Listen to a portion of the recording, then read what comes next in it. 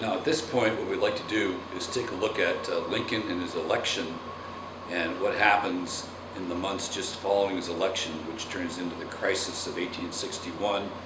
We'll examine what the issues were and how Lincoln responded. So, what we've got is in November of 1860,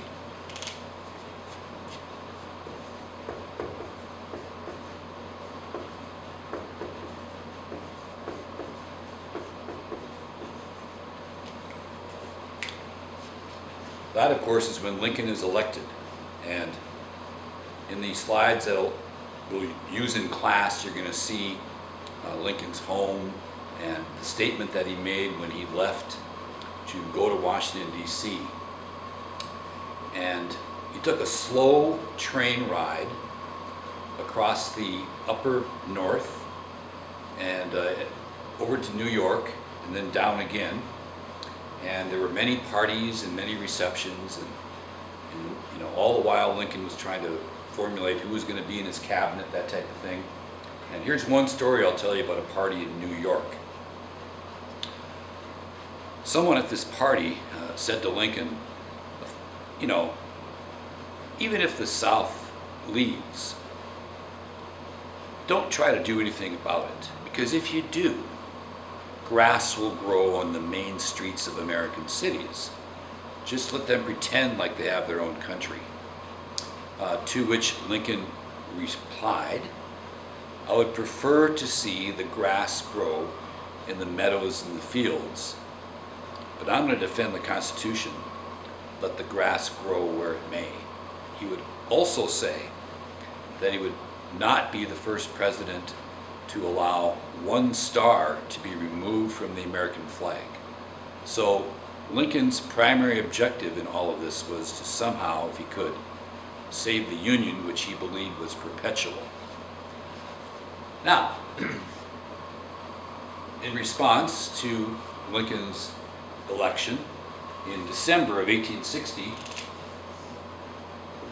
South Carolina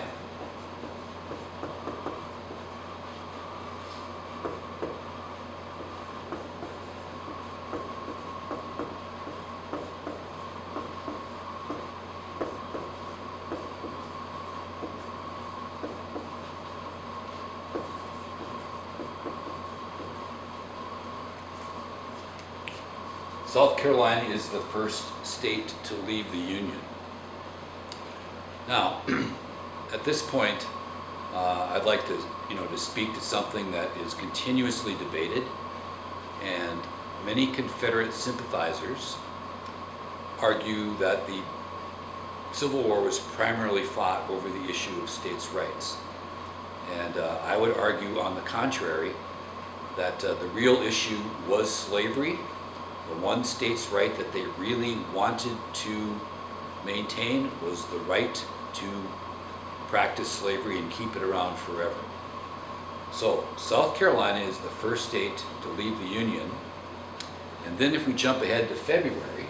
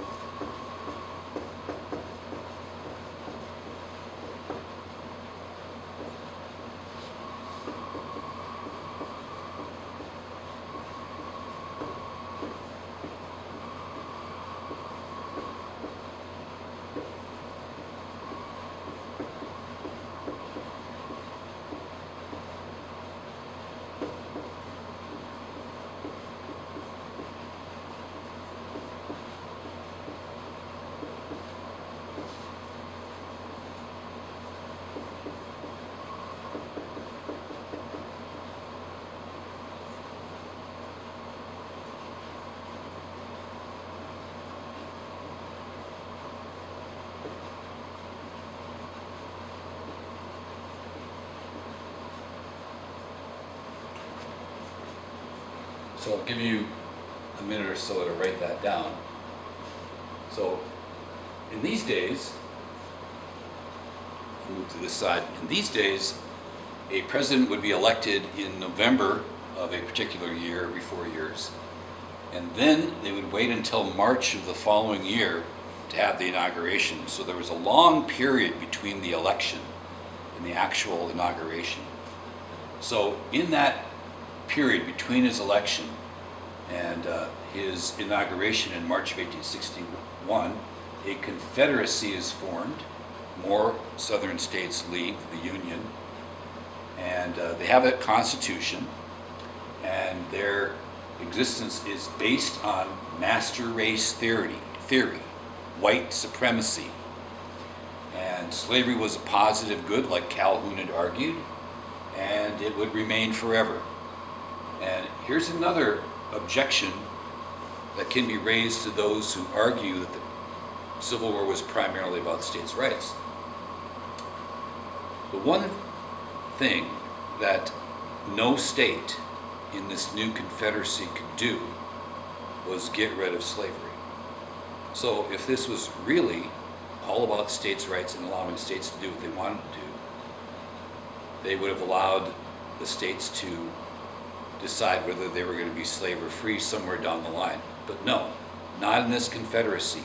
This Confederacy was based on the permanence of slavery, and they were planning on building a slave empire based on master race theory.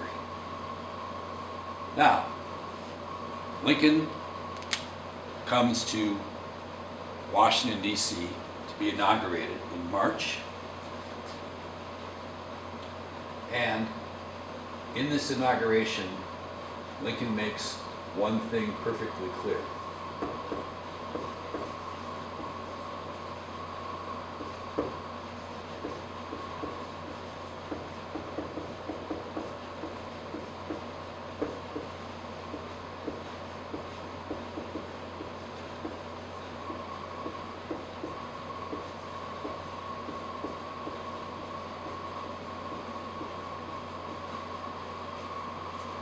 The integrity of the Union must be preserved.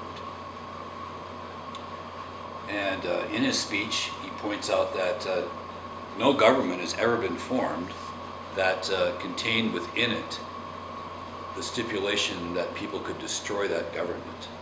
And it would be chaos and anarchy if a minority within a union decided that they had the right to destroy that union. And so his inaugural address is a plea to those who have left the country and formed the Confederacy not to start a war. If they do, he makes it very clear it will be their side that initiates the conflict. And here, Lincoln establishes one of his 3 war aims. And so we'll list that right here. Here's war aim.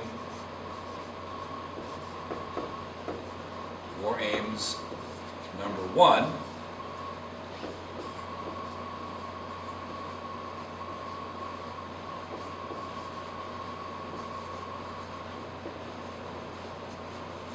Is to preserve the Union.